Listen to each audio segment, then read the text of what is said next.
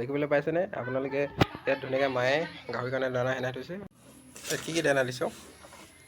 Broiler দানা, ভাত আৰু তুঁহগুৰি, কচু, পচলা।